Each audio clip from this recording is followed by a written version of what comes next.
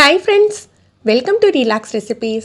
நிறைய பேர் வீட்டில் அதிரசம் செஞ்சு பார்க்கணுன்னு ஆசைப்படுவாங்க. ஆனால் பார்த்தீங்கன்னா வெள்ளைப்பாகு எடுத்து மாவு பக்குவப்படுத்தி 2 நாள் பதமாக வச்சுருந்த பிறகு தான் நம்ம அதிரசம் செய்ய முடியும். அதுக்காகவே செய்யாமல் விட்டுருவாங்க. இன்றைக்கி நம்ம பார்க்க போகிற ரெசிபி என்னென்னா, நீங்கள் 2 நாள்லாம் மாவு பக்குவப்படுத்த வேண்டாங்க. ஒரே 1 மணி நேரத்தில் உங்களுக்கு மாவு ரெடி ஆகிடும். மொறுன்னு அதிரசமும் கிடைச்சிடும். அந்த ரெசிபி தான் இன்றைக்கி நம்ம பார்க்க போகிறோம். இதுக்காக 1 கப் அளவுக்கு சிகப்பு சம்பா பச்சரிசி எடுத்துக்கணும். கண்டிப்பாக சிவப்பரிசி தான் யூஸ் பண்ணணும். 1 கப் அளவுக்கு எடுத்துக்கலாம். குண்டு பச்சரிசியாக பார்த்து எடுத்துக்கோங்க. இதை கழுவிட்டு 1 மணி நேரம் நல்லா ஊற வச்சுக்கலாம். நல்லா ஊறிட்டு இப்போ இதை நிழலில் உணர்த்தி எடுத்துக்க போகிறோம். ஒரு காட்டன் கிளாத்தில் நீங்கள் உணர விட்டுக்கோங்க.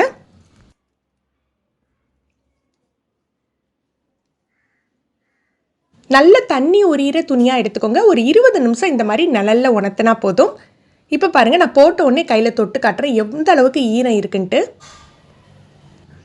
ஒரு 20 நிமிஷம் ஆயிருக்கு. நீங்கள் பாருங்கள், அரிசி லைட்டாக கையில் ஒட்டும், ஆனால் கொஞ்சம் கூட ஈரம் இருக்காது. ஈரப்பதம் மட்டும்தான் இருக்கும். இதுதான் சரியான பதம். இப்போ இதை ஒரு மிக்சி ஜாருக்கு மாற்றிட்டு 4 ஏலக்காய் சேர்த்து நைஸாக பவுடர் பண்ணி எடுத்துக்கணும். இந்த மாவில் லேசான ஒரு ஈரப்பதம் இருக்குங்க. இந்த மாதிரி ஈரப்பதம் கண்டிப்பாக வேணும். இப்போ இதை சலிச்சு எடுத்துக்கலாம்.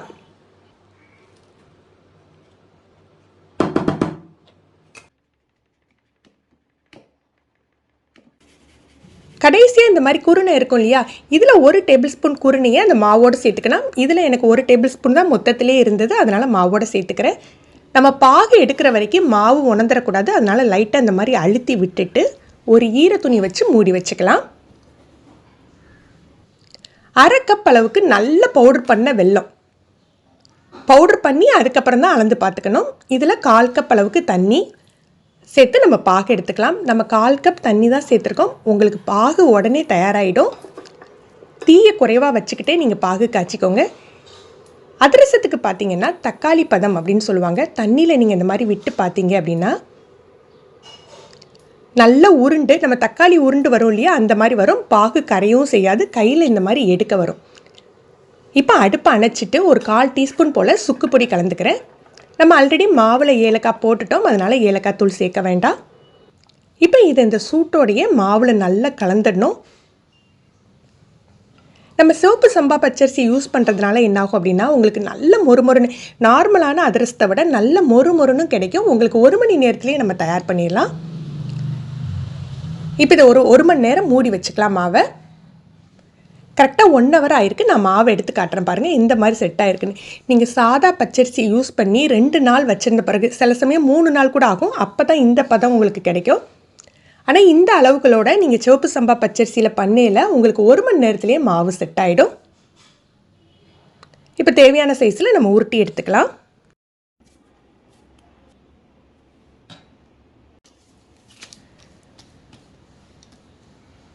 ஒரு பட்டர் ஷீட்லேயோ பாலித்தீன் கவர்லையோ லேசாக எண்ணெய் தடவிட்டு நம்ம தட்டிக்கலாம். நம்ம நார்மலாக அதிரசத்துக்கு நடுவில் ஓட்டை போட்டுட்டு அந்த மாதிரி பண்ணுவோம் இல்லையா, அப்படியே நீங்கள் எடுத்துக்கலாம். இப்போ வர ரெடிமேட் அதிரசம் கடைகளில் பார்த்தீங்கன்னா உங்களுக்கு அப்பம் மாதிரி தட்டி அப்படியே பொரிக்கிறாங்க. அந்த மாதிரி நீங்கள் தட்டிக்கலாம். பொதுவாக அந்த மாதிரி அப்பம் மாதிரி பண்ணுற அதிரசத்தோட நடுவில் ஹோல் போட்டு பண்ணுற அதிரசம் தான் இன்னுமே டேஸ்ட்டாக இருக்கும். அதே மாதிரி அதிரசம் பண்ணையில் நீங்கள் இன்னொரு டிப்ஸ் என்னென்னா, மொத்தமாக 5-6 அதிரசம் நீங்கள் தட்டி வைக்காதீங்க. ஒரு ஈடுக்கு தேவையான அதிரசத்தை மட்டும் தட்டிக்கோங்க. ஏன்னா இந்த மாவில் கொஞ்சம் நெகிழ்கிற தன்மை இருக்கிறதுனால நம்ம மொத்தமாக ஒரு 5-6 நீங்கள் தட்டி வச்சுருந்தீங்கன்னா கொஞ்சம் நெகிழ்ந்து கொடுத்துரும். எண்ணெய் நல்லா சூடாயிட்டு, சூடான பிறகு லோ டு மீடியம் ஃப்ளேமில் மிதமான தீயில் வச்சுட்டு நம்ம அதிரசத்தை பொரிச்சு எடுக்கலாம்.